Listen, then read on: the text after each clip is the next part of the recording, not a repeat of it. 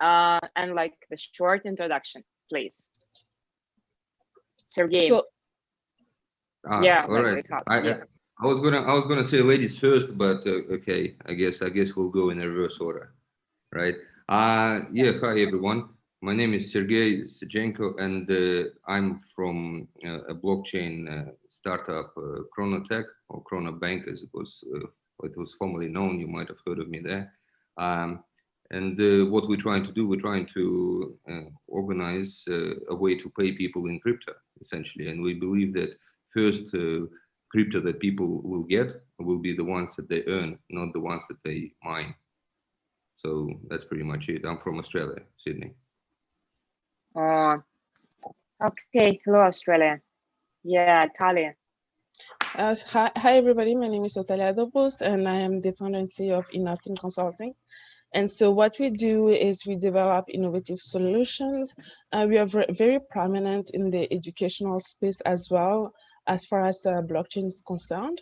And we've developed solutions such as loyalty payment platforms, certificates that you can generate on the blockchain, and that sort of things. And in addition to that, I also am the president of the Innovative Financier, which is a not-for-profit organization with 600 plus members. And so what we're trying to do is just raise awareness about how innovation is changing the world of finance. Yeah, and also the author of a book that was recently released by Springer. So yeah, happy to be here, and thanks, Manana, for having me. That's awesome. That's so cool. Yes, thank you so much. Yeah, Ali. Okay. So my name is Ali Mang, and I am currently the head of product at a company called Beyond HQ. And well, in short, we help companies expand beyond HQ. And we do that by surfacing data points about markets, like how much talent is in a market, the cost of living in a market, the wages in that market. Right? And then we analyze that data and help companies make smart decisions about where to locate their offices and where to hire talent. And I guess a little bit more about, okay. That's beyond HQ. Go ahead. No, go ahead. Well, so I was going to say a little bit more about my background is that I took multiple startups from 0 to 1 as both a product consultant and in a venture incubator environment. So my background is in product, and also I was trained in engineering. So I used to be a software engineer. So that's kind of my background. Oh, cool. Okay, and first question, how are you feeling about remote work during pandemic? Sorry, could you repeat that? I didn't get that. Yes, how are you feeling about remote work during pandemic and post-COVID? What's going on with your team? Yeah, you guys want to go first, or we'll keep the order? Yeah. No. All right, let's keep the order. So for simplicity, basically we're feeling pretty good since we've always been remote, right? So we right from the start, a lot of our teams has been scattered all over the world. We have remote teams in Russia, Germany, UK, Thailand, some in US, and so it's so far for us it's been pretty good in a sense of how our clients are concerned. I think it's a great opportunity for us since we are the ones offering remote work for crypto essentially. Hopefully it'll get a lot better as far as the clients are concerned. Interesting. Thank you so much. And so for us, like the experience is exactly the same basically. It felt, especially in Canada, it felt like prior to COVID, being a team that worked remotely, I had a perception that what you were doing wasn't as much as legit as it should be, meaning that if you didn't have an actual office space, employees that you're trying to attract to your company will regard your work as if it had lesser value. But now with COVID, that everybody now needs to work remotely, having an actual office is no longer a requirement to attract employees, but also the fact that is really interesting to also attract grant subsidies and funding and financing. So the experience has actually been positive for us because we no longer have to worry about finding an office and putting in all that expense that actually we could dedicate to developing solutions that our clients need. Okay, and Ali. Yeah, actually, I have a question about that because that's really interesting. So you're saying that employees thought that you guys were less legitimate because you were all remote, but previously, before everyone went remote, it seems like most people found that as a perk, Well, I mean, if you actually had somebody wanting to work from out of country, right? Yeah. Yes, they will want to work remote because they just want a job and they don't mind not being in an office. But when you're actually local and you're actually interviewing candidates face to face, the expectation that we felt from those candidates were, oh, so you don't have an office space, so like, I won't have a desk, so how does it work? So that's the apprehension that we got from candidates, and now it's no longer an issue, so that's great. Yeah, that makes sense. But do you have like a special guide for the working remotely in your team or something like the guideline for the Zoom, like a special, like the rules for this? And what is it different? Do you want me to answer or anybody? During pandemic? Yeah. Well, I mean, like I said, the pandemic hasn't really changed the process because we always work remote, and so we communicate a lot through emails, Zooms, chatting, that sort of things. And for us, the work has always been, I think the policy for the companies has always been a result, right? First, so we are not looking over the shoulders of our employees, looking at what they're doing every single minute. But if they have deliverables and those deliverables are met, and then actually we don't really care how they manage their time as long as those deliverables are met. And when we actually need them urgently, they're there responding to emails. So. Okay, interesting. That makes a lot of sense. Yeah, what's going on in Silicon Valley? Yeah, well, I was going to say that for us, we are a very small team. So we only have 5 full-time employees. And so we actually made it a big effort to hire within Silicon Valley for our first engineering hire because we're so small, right? So we have very quick changes and pivots, and we have a lot of ad hoc meetings. But then the funny thing is that the first day that our engineers started was a day that SF announced that we should all go remote, that we're no longer allowed to be in the office.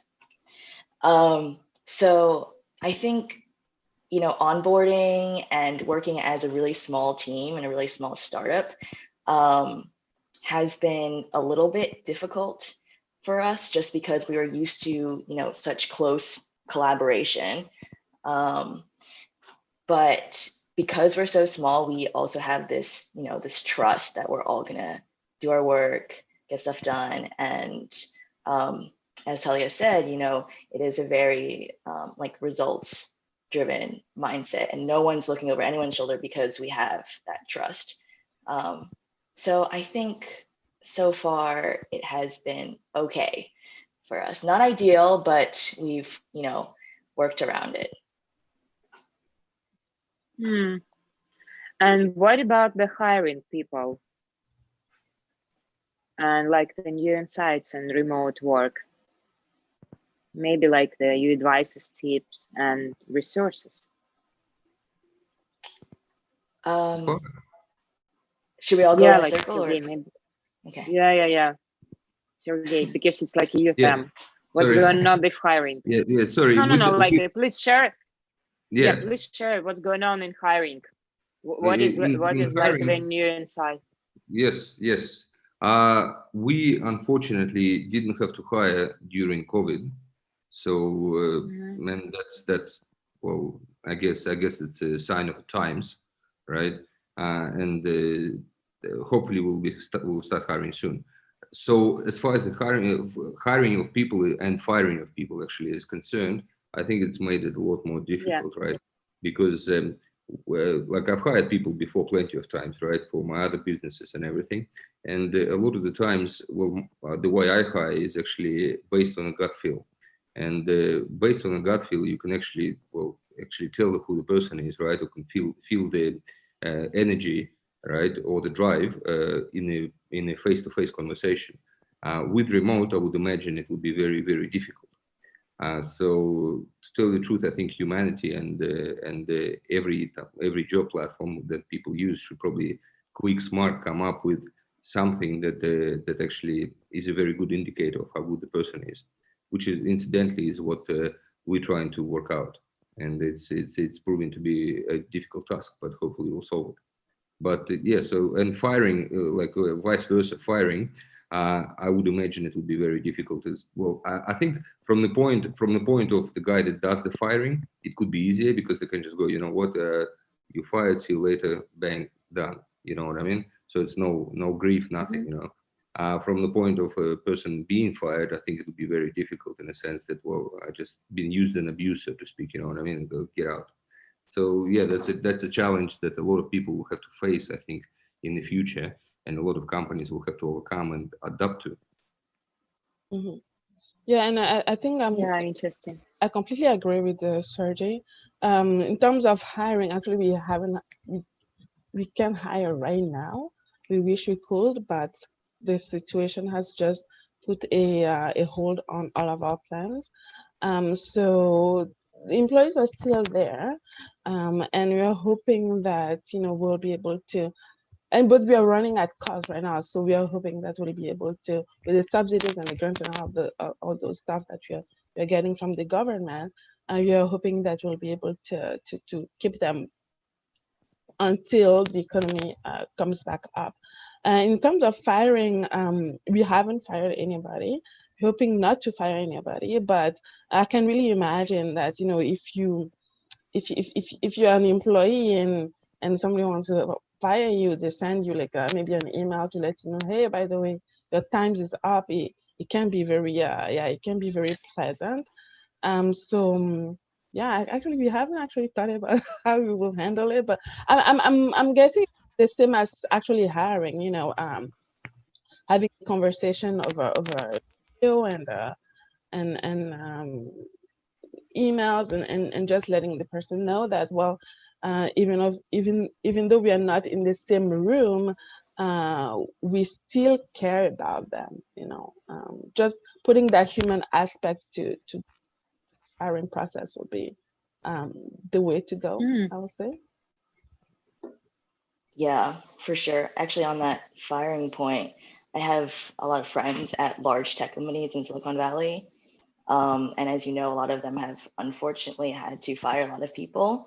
And one particular company, of course, I won't say which, but they literally would set dates and just say, like, on this day, just check your email and you'll either have, and it'll be just like in the subject line, you're fired or you're okay. And so they would just wait for that day to come. And I just thought that was just insane. And you think that, large tech companies, they have at least some of the answers, so you look to them like, how are you dealing with this situation? But they're just as lost as the rest of us. Wow. Yeah. It's the new normal. Okay. I don't know. Because for me, it's completely different in New York City, maybe. But what is like the best impact? What's going on in it could be after that, like during 2-3 years? Maybe it should be new technologies for the remote work and hiring. Maybe like the new business models, new technologies. Maybe like give me please like the some insights and like the beyond. Maybe like in next 10 years. yeah, that's something to really cool to think about. Definitely, I think if whoever is into hardware manufacturing and hardware startups should probably start thinking about tactile communication, including handshakes or something, you know. So have an arm or something that you can shake through as you come in or something. That'll be fun. They're just something for people to think about. But technology is the answer, to tell the truth. But then again, I think a lot of governments, well, you know, it's going to sound funny coming from Australia and talking to guys in America, but I think apart from America, a lot of governments actually, apart from America, a lot of governments actually, I think, done an overkill of the situation. For example, a good example is Victoria, our state in Australia, where, like, you know, they had 800 cases or something a day, and they literally just put everyone under lockup, right? So closed the whole industry, and I think they only allowed 25% of construction to be open. The rest they all closed, and I think people will start adapting, like start to adapt to live with it, and as they've done before. I mean, we had pandemics before, and they'll start adapting to live with it, and as well as technology is probably going to be the answer as well.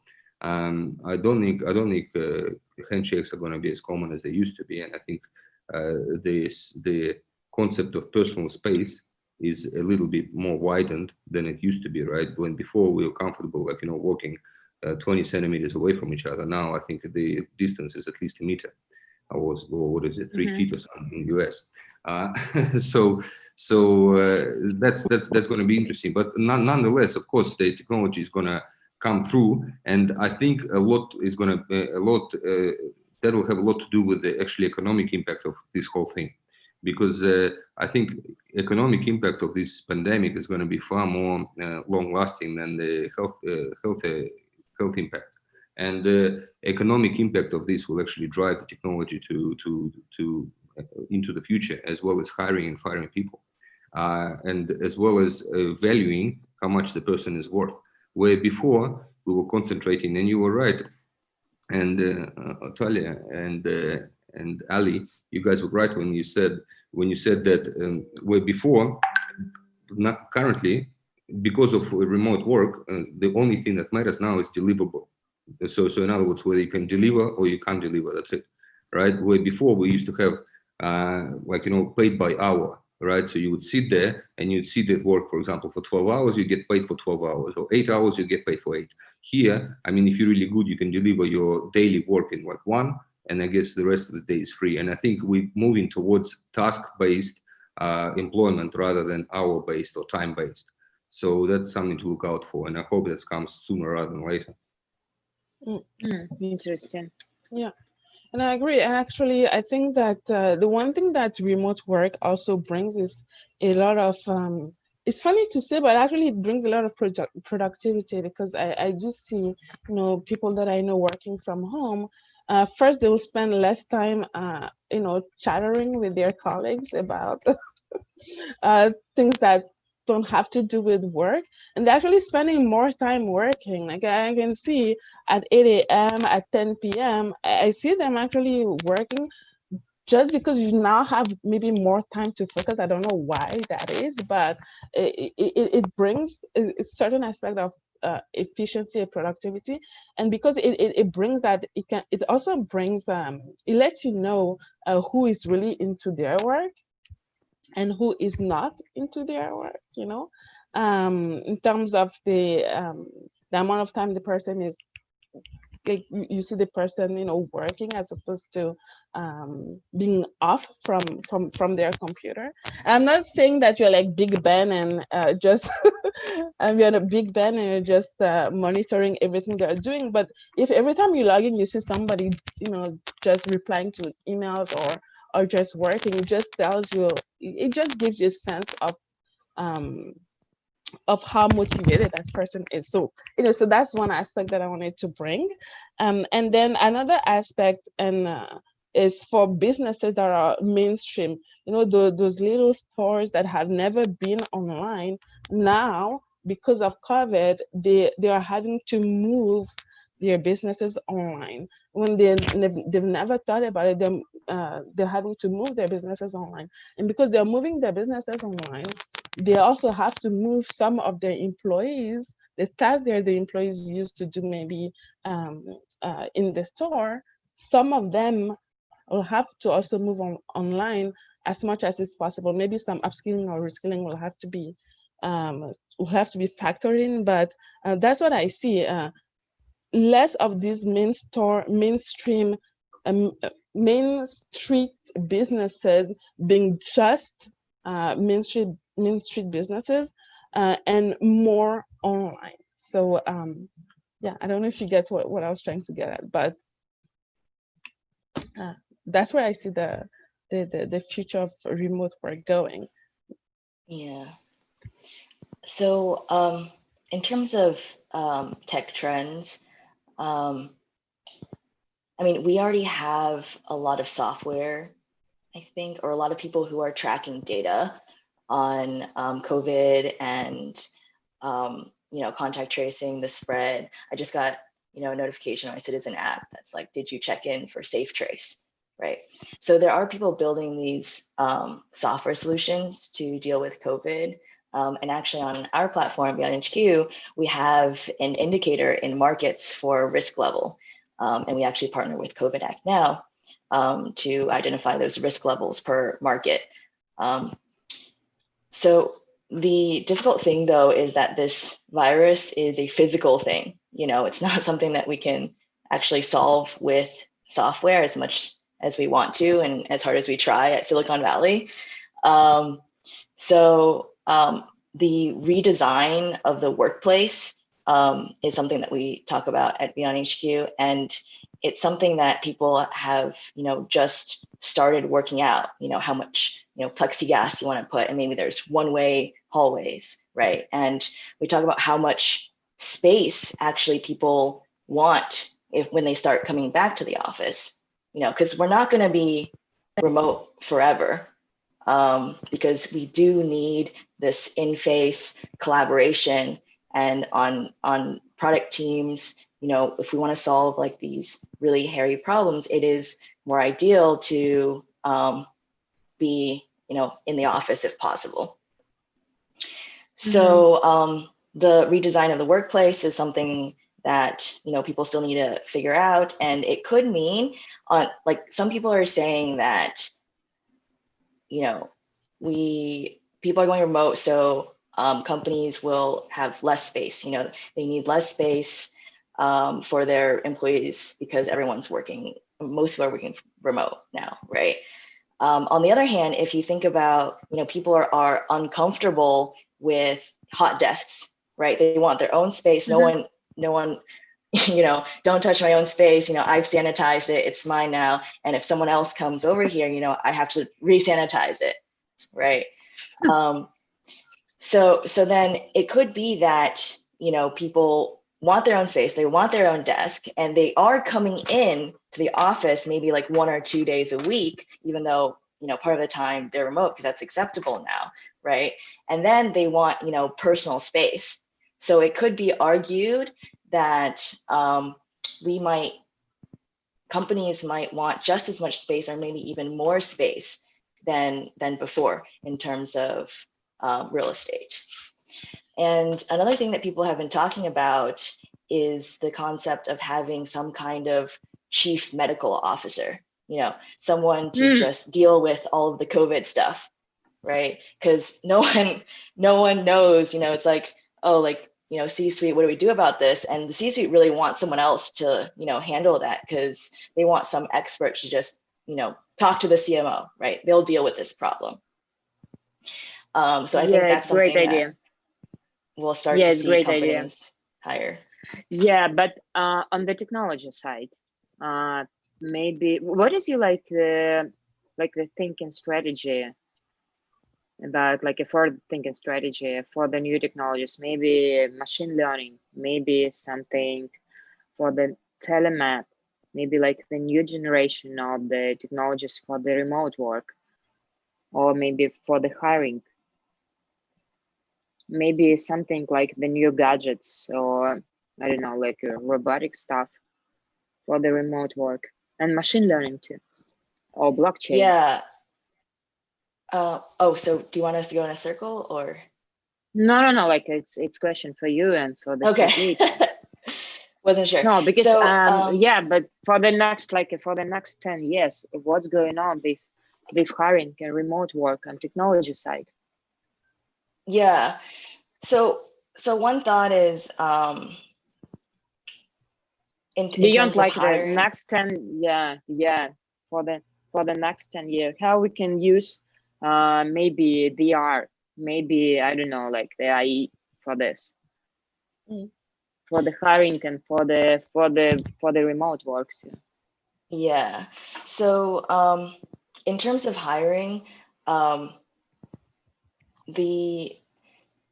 most important thing for a company is to identify where talent is, right, and where to hire that talent. As people start thinking about maybe like I can move out of Silicon Valley because I can be remote and I can move to somewhere else in America or the world, you'll see like these migration trends, right? So one thought is that using ML, you can try to identify patterns in where people are going. And that way you can start to predict where talent is going to be. And again, if people are coming back to the office, then once you've identified, this particular market is going to be hotter than this particular market in terms of talent, maybe I want to think about putting an office there preemptively. Once people start going back to the office, they can, go into that office. And I think Manana, if I get your question, is you want us to talk about how futuristic we see the future developing, right?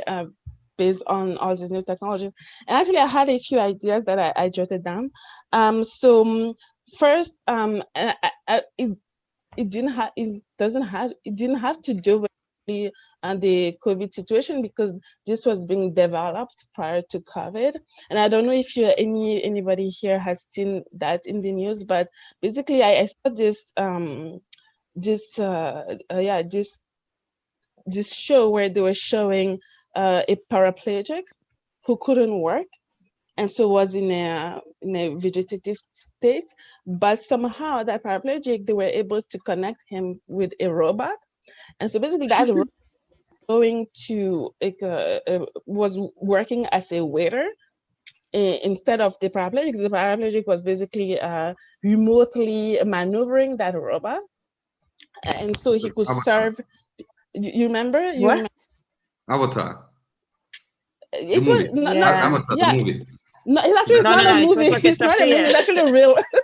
It's actually real. Yeah, it does sound like it, Sophia. So if you want to actually expand on that, like in the future of remote work, if you're a construction person, are you going really to need to actually go to work yourself, or can you connect to your robot and that robot will do the work for you? That robot will be able to lift stuff for you, right? So is that what we can envision in the future? I'm thinking it was already being done prior to COVID, and so now it's just a matter. Not really. It is funny, but it will just be a matter of making it commoditizing that, meaning making it affordable enough for everybody to be able to access it. And as the technology keeps on improving and getting better, I definitely see that happening. Okay, so now in terms of ARVR, right now, today, there are companies that are developing educational platforms where students don't have to actually go to university physically. They can just meet with their colleagues, with their teachers and whatnot online using VR. So is this what we can also expect in terms of collaborating with employers and employees collaborating? Will we maybe hire in the future using VR, doing interviews via VR?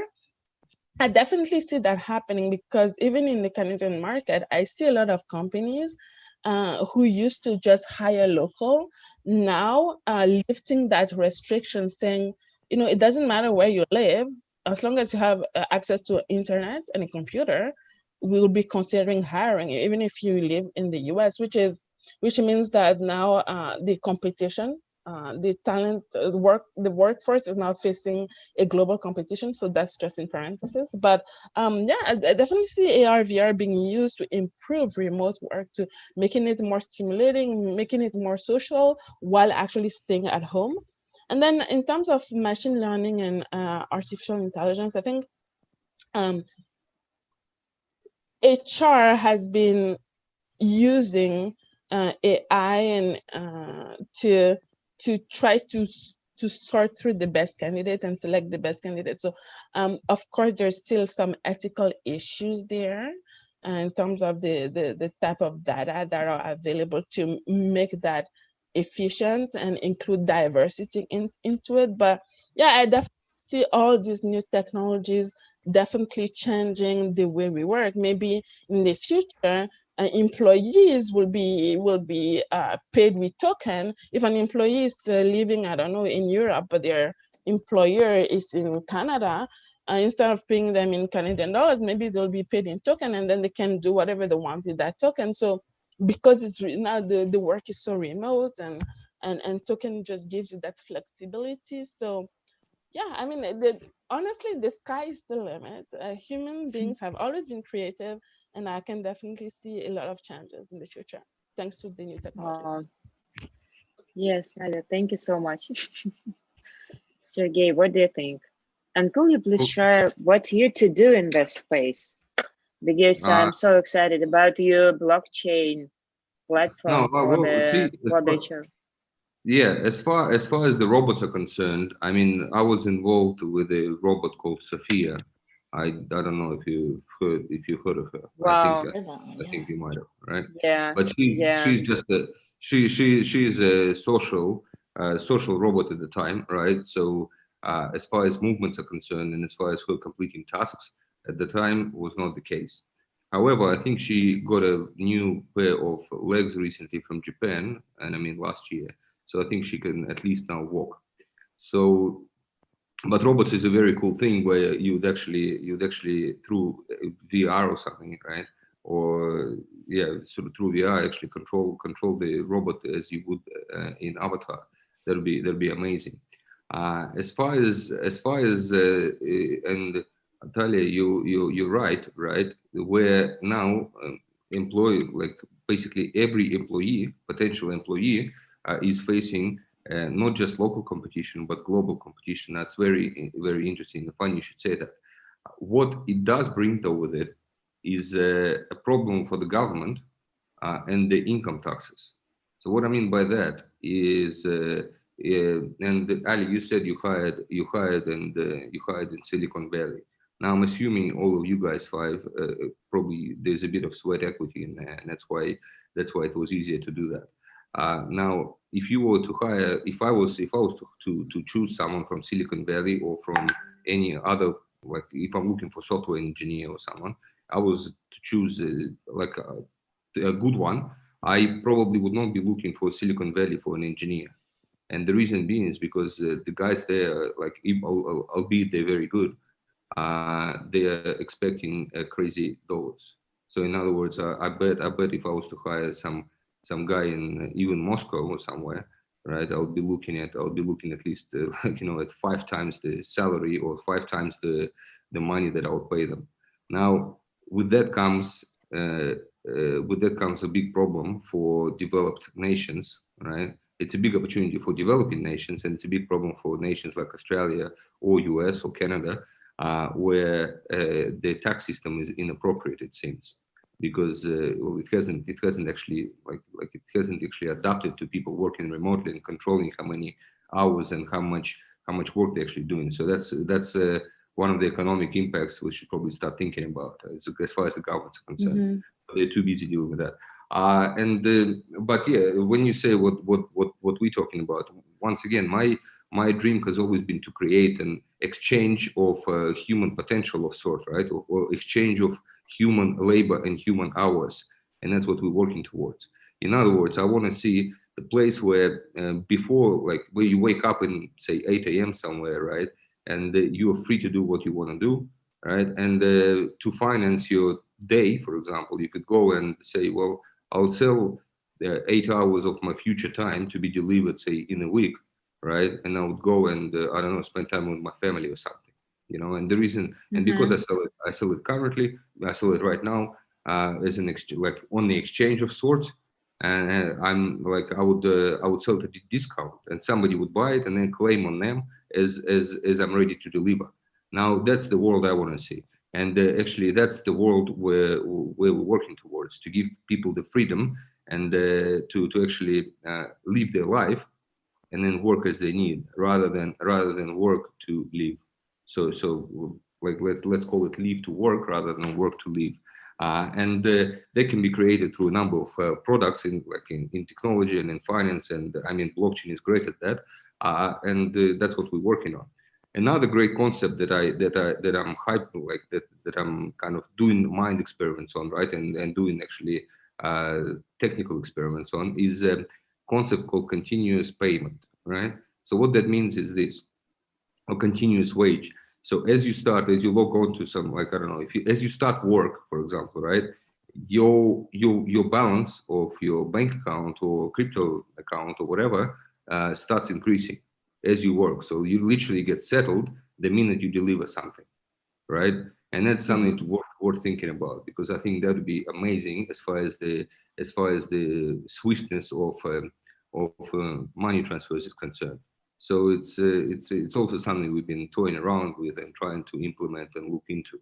So that'll be quite an amazing feat, where if you got a robot performing construction on the construction site by a robot controller operating somewhere, right? And that robot controller is checking his bank balance at the same time, and he's literally getting paid as he does it. And like it's quite epic. Right? That's like gamification of it, right? You get instant Well, gratification. Yeah. You do this, you get this. You do this, you get this. That's it's a positive reinforcement and, cycle. That's right. And so that's what we're working towards. As far as the tools are concerned, actually today I just remembered I've seen an article where in China, in the mines, they already have the excavators, big excavators operated by remote operators, like a drone. So in other words, the guy gets the dirt and spoil and whatever, they're digging for gold and filling up the trucks with it, using the guy on a few hundred kilometers away in a special excavator operating chair. That's quite epic, right? And because of that, in China they're already doing that, and I think it's going to continue. It's pretty cool, and it saves and the space around the people, right? And people are not as close together as they used to be, but also it saves a lot on travel and logistics of things. If you can do that, you're saving a great amount of money on that sort of thing. And I think it's kind of we're gonna have to be adapting to a very new, effective world of sorts, as well as a very separate world.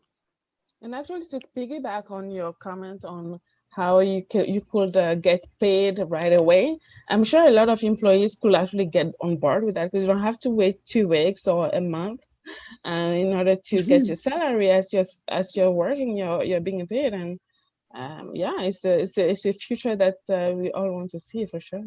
That's right. Let's hope it happens. Huh?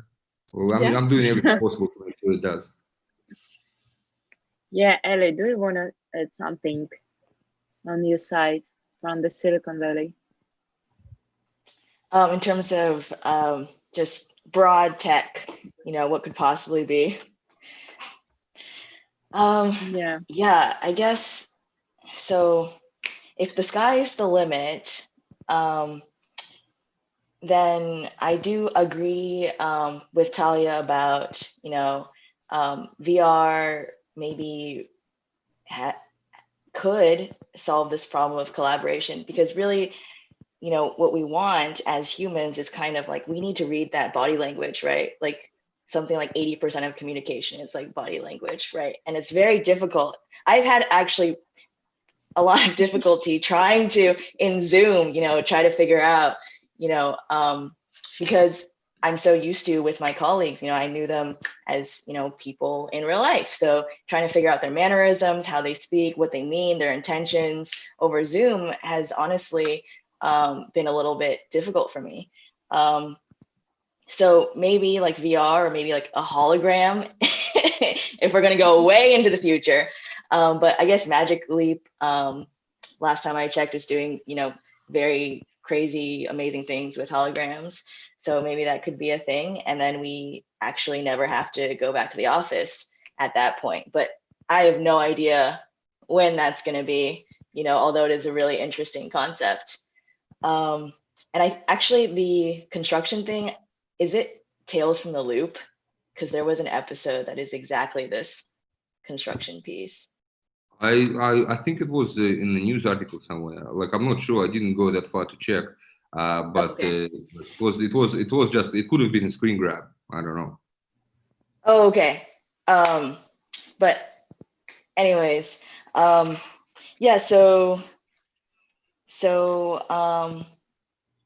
Yeah, in terms of collab, the VR hologram maybe, and then I guess to the point about the getting paid continuously, I think that is incredibly interesting. My question about that would be, how do you determine why someone gets paid? If it's continuously like results based and they deliver something, how do you measure that result? And is there someone on the other end measuring that result? Or do you need to automate that as well? Like some kind of ML or like AI that's like saying like, okay, and designate this. But then at that point, can the AI do that work? No, that's right. So this continuous pay would be for something like blue collar work. That is not. That is not results orientated. Sorry, like every work is results orientated. That is not clear milestones orientated, right? It's the one where it's like very designed. Like it's the waitress, right? It's the waitress of the group. It's by the way, talking about waitresses and waiters in US, these guys must really feel the pinch, because I mean it's hard to get tips without a face-to-face interaction. How is that solved there? Because well, like I'd love to find that out, because in Australia, like here we don't have as much of a tipping culture as in US, and the government is actually subsidizing a bit, and I think in the US the government is subsidizing as well, and I think the waiters in particular are getting a lot more or more than they would otherwise get being a waiter. Is that right? Mm-hmm. Yeah, so I actually have a roommate that is a bartender, and so she is not getting paid more. She definitely gets paid more as a bartender, but the government is, helping out on this end. And it's actually a very scary concept, because if they stop helping out and they can't go back to work, then she literally is lost. And she's telling me about, her and all of her bartending friends are in the same predicament. And I think a little bit of the mindset is, like, if there's so many people that have this issue, then the government has to do something. And so we are reliant on this government, which, so it is a very scary concept.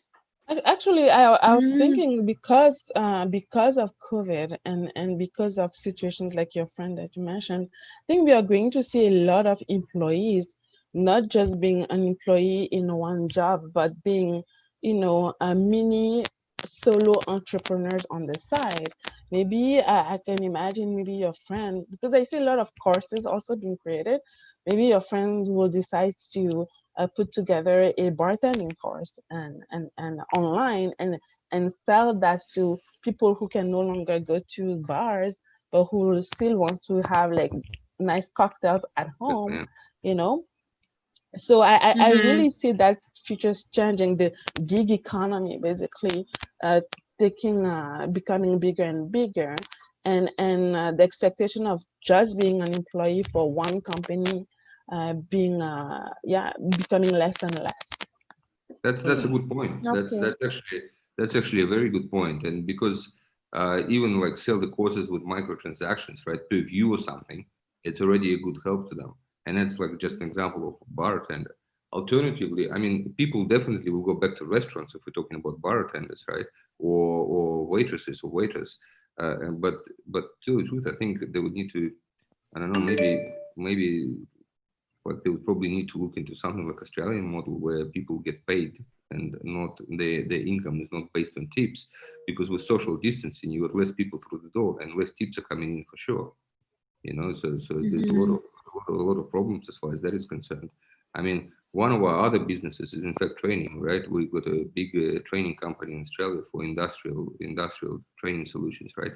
So in short, what that means is that in Australia, you'd struggle to get a job unless you got our certificate, because our certificate is a government approved certificate that allows you to work in construction, for example, or in the bar or anywhere. And from our point of view, where before COVID, we used to have, 20 people in the classroom, right? Now we have 10 because of social distancing. And obviously, I mean, the rent is still the same, and the wages are still the same to the trainers. So something's got to give. So it's either we stretch the room out, which is unlikely, or we start charging a lot more for these courses, right? So one person subsidizes the 2 seats, which is quite frankly what is, I think, happening with the travel industry and the planes in particular, where, I think in US, actually, a friend of mine actually went from today, I think he flew from LA to the East Coast somewhere, and he was sitting, they set him in the checkered button, right? So in other words, there's always every second seat was unoccupied. So I mean, imagine running the plane at that kind of capacity. And I mean, once again, I think the economic impact of this whole thing is going to be tremendous. And I think gig economy and the more than having more than one source of income is definitely going to be the case for people moving forward. And yes, hopefully that happens sooner rather than later, and before the government switches off the little money printing machine. Yeah. Okay, guys. And last question: give the short advice, or maybe what is your recipe for the startup to sell alive now during the pandemic, and plus then they use remote work, and maybe they should use Zoom for the fundraising too, and talk with investors. What is your advice? Yeah. The advice, as far as my advice is concerned, for any startup that's out there, and especially now, is basically, and I think I mentioned it in the last time we spoke, is absolutely concrete belief in yourself and your team. Whether it's, and that could be in a physical connection, rather like in one room of people, or through Zoom, or through even radio if you have to. And I think the rules are still the same of the game. So you do believe in yourself, you create the product that people need, and you scale up. And that's exactly it. And the only way you know whether people need it or not is basically roll it out, see, test it out, and then go. And from experience, and we invest as well, basically what works is if the product is good, money will come, and the funding and everything. So that's as simple as that. Yes, makes sense. I think for me, the advice would be, now that we know that something this unexpected was able to happen, so companies, even companies, should start thinking about looking out for innovation, or thinking about what could happen in the future if ever there's a lockdown, if ever this or that could happen, and are we actually prepared to still be profitable in that case? And so I think that my advice will be to start thinking about not being just reactive, but rather proactive by reaching out to experts, or however, but yeah. Yes, great advice. Ellie? I would say that for companies that are, not just starting out as startups, to maybe start thinking like you are really, really small. And that way you are really thinking through the resource that you have and the timelines that you have. Because every day for us, we're really cognizant about what is our burn rate, what is our runway, how much time do we have left, what are we shipping? What are the test cases that we're trying out? What is our hypothesis and how do we track it? You know, so it's like, I think, and especially because we're not with our team, it could be that we're not always thinking about, you know, how to use our time in the most efficient manner, like you would at a really, really small, like resource constrained startup. So that would be my advice, is to think like, actually, this is the Jeff Bezos thing. Think like you're at day one. Yes. Yeah, I'm totally agree. Okay, guys, thank you so much for your time. It was like a great conversation. Thank you, and did something great in the remote work. Yeah, and be safe. Thank you, Ali, Sergey, and Tali. All right, nice Thank you, to meet Manana. everyone. Thank you for the invite. Thanks, Really appreciate Bye. it. Yes. Yeah. Bye-bye. Bye, everybody. Bye.